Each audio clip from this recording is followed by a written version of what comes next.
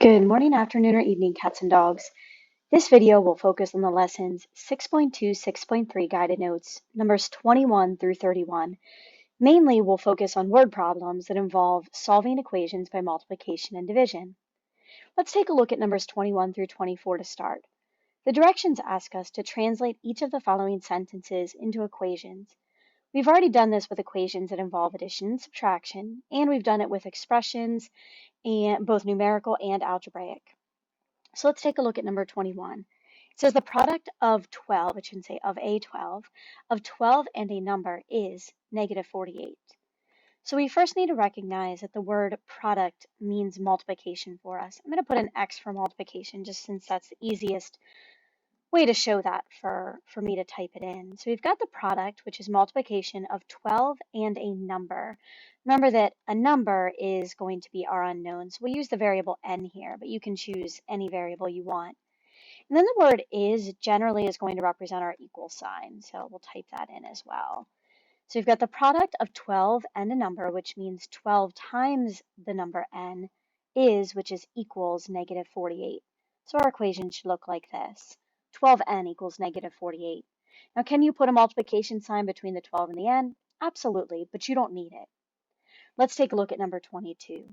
The quotient of a number and negative 5 is negative 10. So the word quotient means division. So I'm going to use a slash to represent division here, again, just since that's the easiest one for me to show, not a question mark, but a slash for division. The quotient of a number, and again, a number, just like in our last question, is going to be our variable n. So type that in. And negative 5 is negative 10. Don't forget that the word is generally represents our equal sign. Something to keep in mind about subtraction, like we saw previously, and also division, is that division is not commutative, like subtraction is not commutative. So if I'm saying the quotient of a number and negative 5, then the number needs to go on top. So n will be on top, underneath will be negative 5, equals negative 10. You could also write it as n with the division symbol, negative 5 equals negative 10. But just we've seen the problems with fractions, so that's why I'm going to write it here. All right, number 23, the cost of X tickets at $24 each is 432. Since we know that the total is 432, that gives us a good indication that it's going to be equals 432. But then we need to figure out what this first part means, the cost of X tickets at $24 each. Well, if each ticket costs $24, and let's say we buy 3 tickets, we would do 24 times 3 to figure out the total cost.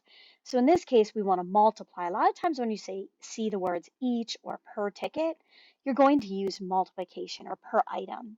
So in this case, we can write 24x equals 432. It's a little harder because there isn't specifically the word product or quotient. Taking a look at number 24, the quotient of 18 and a number is negative 6. So the word quotient, once again, means division, so we'll put a slash there. With the quotient of 18 and a number is our unknown. The thing that's different about this one is the order in which they're written. So the variable is actually going to go in the denominator. We have to read carefully there. I know a student really quickly asked me at the end of class the other day, oh, are these right? And I looked over them and I was like, oh, the variable needs to be on top because I didn't read through the problems. So it's important to read carefully. If it says the quotient of 18 and a number, it's going to be 18 over n or 18 divided by n. And of course, that word is going to represent our equal sign. So just be careful. Make sure you read it carefully. If you're in a hurry, just read it, double check it. It's important for all of us, including myself, because I do that sometimes. I read it at first, and I actually had to read this a couple of times to make sure I was reading it as the quotient of 18 and a number where 18 goes on the top. So it's just something important to double check. It won't happen often. In fact, we're not going to solve equations like this at this point where the variable's in the denominator, but you will see them in future years. When we start to work with proportions in a future unit, I think it's maybe the next unit we talk about it, you will see variables in the denominator of a fraction. So it is coming up, but just make sure you read carefully, myself included. All right, let's take a look at some real word problems related to this though. So number 25 says, it costs $3 per car to use the hiking trails along the Columbia River Highway. Income from the hiking trails totaled $1,275. A, write an equation that can be used to determine how many cars enter the park. B, solve your equation from part A. So just like when we did our previous solving equations questions, I do strongly suggest that you begin by identifying your unknown. In this case, the thing that we don't know, it tells us right here, it says to determine how many cars enter the park. So I define a variable, C. C represents the number of cars that enter the park. You could even just write C equals number of cars. And I do suggest using a variable that makes sense for the problem. Now going back to our question, we know that it is $3 per car. And C represents the number of cars. So I'm just going to put a C next to this. It's going to be teeny tiny, but it's $3 per car. So 3C, this is going to be 3 times C. Remember a few moments ago I said that anytime you see per item or for each item, you're usually going to multiply. That's the case here. We're going to take 3 times C and set it equal to our total. Our total is usually going to be the number that goes by itself. So we are going to write 3C equals 1,275. Now, I've also had some students recognize that what they need to do to find their solution is take 1,275 and divide it by 3. So they'll write 1,275 divided by 3, which is great, but you've got to make sure you set it equal to your variable. In this case, it's C. So 1,275 divided by 3 equals C is also fine, just like I said when we solved one-step equations by adding and subtracting. All right, let's solve this equation. That is the easier part. The inverse of multiplying by 3 is to divide by 3. We kind of already mentioned that. So in your calculators, you're going to do 1,275 divided by 3. And that means the number of cars. Don't forget a label on your final solution. The number of cars that entered the park was 425. All right, let's take a look at number 26. And again, just like last time when we did solving one-step equations by adding and subtracting, we will see some problems in class on this. We'll also make sure to reinforce this with some other activities that we'll do as well. So I don't want you to panic if you're a little uncertain at first, although my personal opinion is that these questions with multiplication and division are a little easier than the ones for adding and subtracting. So number 26 says Jackie earns $9 per hour babysitting. If Jackie earned $738 last year babysitting, write an equation that can be used to determine how many hours she babysat last year. B, solve your equation from part A. Let's start by identifying our unknown. It says write an equation that can be used to determine how many hours she babysat last year. So my variable is going to be H to represent the number of hours. And we know that she earn $9 per hour babysitting. Keep in mind H represents her number of hours. So $9 per hour, just like the last question, we're going to start off by writing 9 times H, or 9H. Set that equal to the total amount that was earned, $738. So we can write 9H equals 738. Now again, if you recognize that you can just write 738 divided by 9 equals H, that's okay too, or H equals 738 divided by 9. There's other ways to write these equations using our inverse operations, and I'm okay with that as long as it's an equation. Let's solve this. The inverse of multiplying by 9 is to divide by 9. So to find your solution, you will plug into your calculator 738 divided by 9, and we should get a solution of 82 hours. All right, let's move right along to number 27. The highest mountain in Mathville, we see Mathville a lot, Mrs. Garcia is not very creative, is 18,000 feet, which is 3 times the height of the smallest mountain in Mathville. A, write an equation to represent this situation. B, solve your equation from part A to find the height of the smallest mountain in Mathville. So again, for this question, we're trying to find the height of the smallest mountain in Mathville. So let's start by defining a variable for that. H for height, maybe S for smallest mountain if that's a little easier. We know that the highest mountain is 18,000 feet. And we know that that is, so when I see this word is, I know I'm going to have like 18,000 equals, not like, I'm going to have 18,000 equals.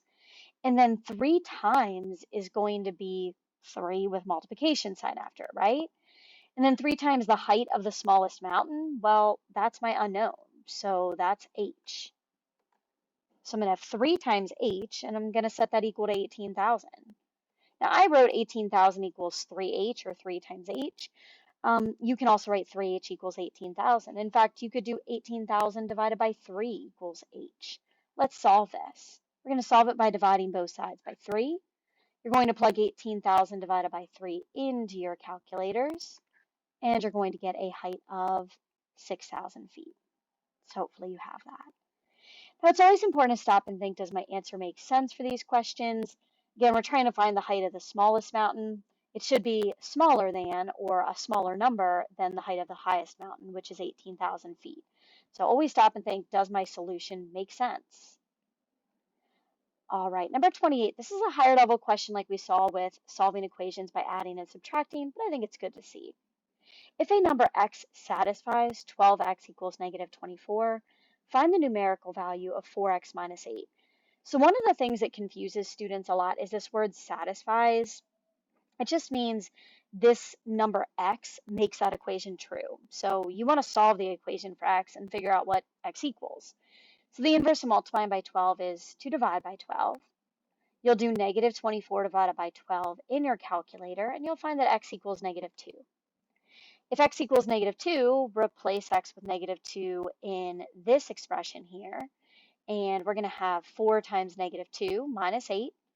4 times negative 2 is negative 8, and negative 8 minus 8 is not 0, it is negative 16. You can double check it in your calculator if you don't trust me or believe me on that. That's a higher level question. There's not going to be a question like that on your quiz or your test, but it doesn't mean it's not a valuable question because it's a two-part problem, which a lot of real life situations are as well. All right, we're almost done. Number 29, we've got some error analysis questions. Number 29 says, Jordan solved the equation negative 5x equals negative 25 on a quiz. His work is shown below. His teacher marked the answer wrong, but he doesn't understand what he did wrong. Why did Jordan's teacher mark the answer wrong? Explain. Take a look at his work. What do you think he did wrong? If you recognize that Jordan should have divided both sides by negative 5 instead of positive 5, you're correct. Since we've got negative 5 times x, we need to make sure we divide both sides by negative 5, not positive 5. This is a common mistake I see students make. I will also sometimes see students who want to multiply both sides by 5 and think that will work. It will not for a problem like this. The only inverse of multiplication is division by that same number. All right, number 30. Alexis solved the equation x over negative 3 equals 7 on a quiz. Her work is shown below. What did Alexis do wrong? Explain. So if you recognized that Alexis should have multiplied both sides by negative 3 instead of positive 3, you're correct. And I know it might seem like I'm spending a lot of time on simple errors like this, but they're errors that I see students make, so I want you to be aware of them. Again, if we're dividing by negative 3, the inverse of that has to be to multiply both sides by negative 3, not positive 3. All right, our last question. I want you to pause the video and try this one. It asks us to solve for m, where m over negative 5 equals 25. We've got to see these multiple choice questions because a lot of students are making errors on them that they wouldn't make if it were an open-ended question. So pause the video, give number 31 a try. All right, hopefully at this point you've given the problem a try, and hopefully you found that the correct solution should have been choice C. Let's show you why. So the inverse of dividing by negative 5 is to multiply by negative 5. In your calculators, you're going to plug in 25 times negative 5, which is going to get you m equals negative 125, which is choice C. I very often will see students choose m equals negative 5 here because students will see that 25 and negative 5 are compatible numbers. And they'll think, oh, it's division. I'll take 25 divided by negative 5. It gets me negative 5. But unfortunately, that will not make this equation true. I will also have students choose either of these answers, which are just the opposites of these two. So be really careful with the signs on your solutions as well. All right, we will see some more practice on this during our live sessions or during class. You'll also see some assignments given to you where you'll have an opportunity to practice this as well before we take a mid-unit quiz. Thanks for listening.